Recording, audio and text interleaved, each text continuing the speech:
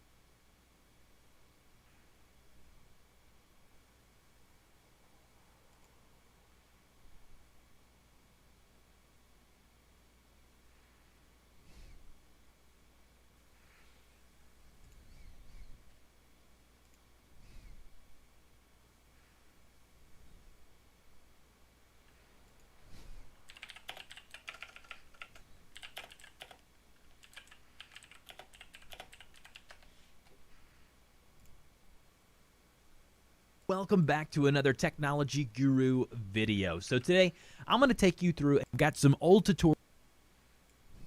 So I'm going to go ahead and open up OBS now, and I'm actually going to make it full screen. This is a little overkill as far as full screen goes because, again, you're probably going to be looking at this on an alternative monitor when you set it up. But just for the purposes of this tutorial, I'm going to show you from the ground up how to set up OBS. Now, when you open it up, none of this is going to be here. All you're going to see is a blank space. You're not going to see anything. So the first thing you need to do is go ahead and set up your first scene. So what is a scene? A scene is what you see here. You can see my desktop behind me. You can see me here in the webcam. You can see my microphone. All of this is a scene. Now, when you start and open a video game, that is going to be a part of your scene as well. But you need to go ahead and get the settings, configured first, and then you can start streaming within OBS. First thing you need to do, go down here where you see the scenes tab right here and click the addition symbol. It's going to say add a scene. We're going to go ahead and call it scene 2. You can name that whatever you want to name. Tab right here and click the addition symbol. It's going to say add a scene. We're going to go ahead and call it scene 2. You can name that whatever you want to name it. Now,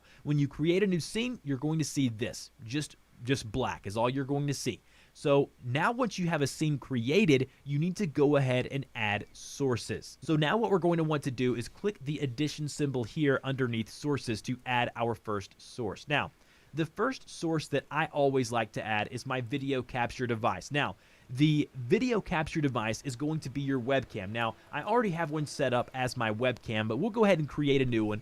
So go ahead and give it a name, and then go ahead and click OK. Now, once we do that, it's then going to ask us what device do we want to use as our video input. Now, the first thing you need to do is under device, go ahead and click that drop-down menu and select your webcam video here, and then go ahead and click OK. Now, as you can see at the top of the screen here, you're going to be able to see the webcam. Now, I can move this around like I'm using Photoshop. It's almost like its own layer.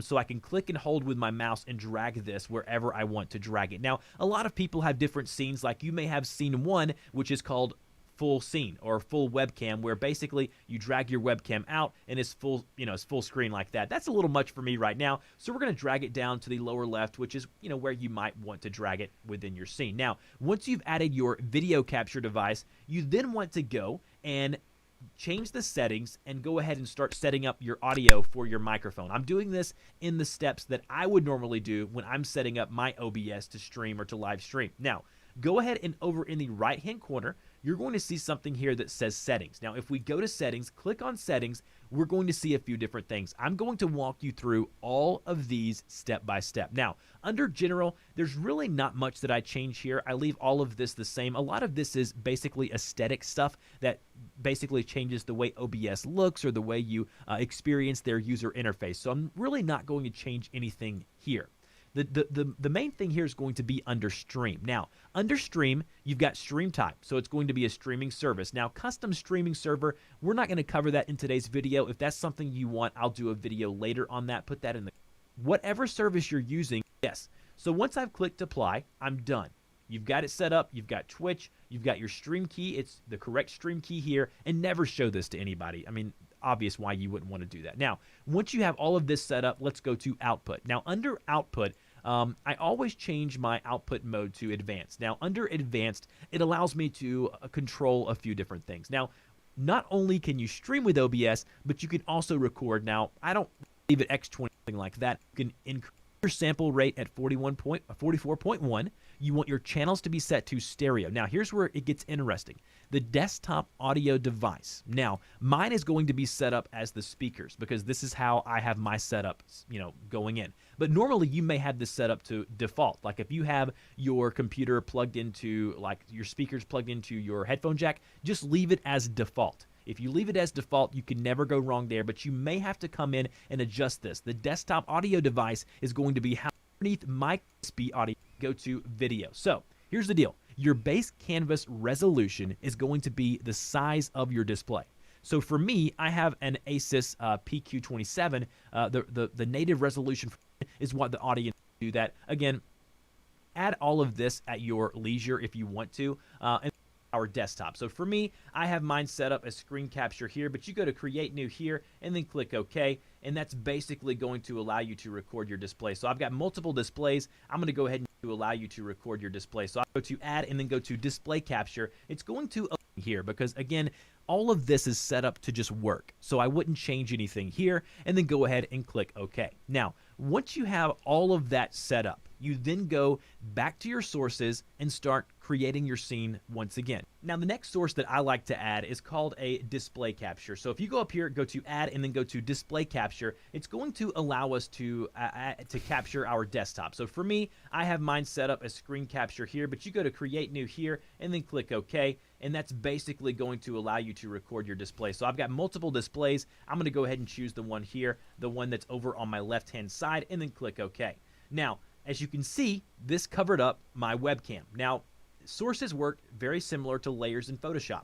If we go to our sources panel, click and hold, drag that below the webcam, there I am. The webcam is always going to be on top because and then I go and open up a game within the Battle.net launcher. Then if I open up Hearthstone, basically it will open up on top of the display and it will show me. So if I go here, go to Hearthstone and click play, if it opens up properly, which it should, then we're going to be able to play Hearthstone here and you can see the game. So here's the game. Here's my face. We've already got that done with display capture. Now, you may have to, depending on the game, you may have to click add here and then go to game capture. Now, some games, depending on if they go full screen or whatever, it's a little weird. You may have to capture the game with game capture, but for the most part, you can do display capture. I like doing display capture because it gives you a little more control as the person in charge of the stream. So as you can see here now, anything that I do over here on my other monitor with my game, I'm going to be able to see here on top of the live stream, just like you see here. So that's kind of how that works.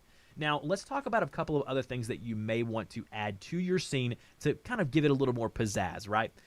So basically, a lot of people ask me, how do I set up like the Twitch alerts, things like that? I've got a tutorial on how to do that, but that's all going to be done through something called the browser source. So through the browser source, you click that there, and then as you can see mine here, add existing will be alerts right here. And then basically the alerts, it allows you to capture, you log in the Twitch alerts or Streamlabs, whatever you're using, and then type in the URL.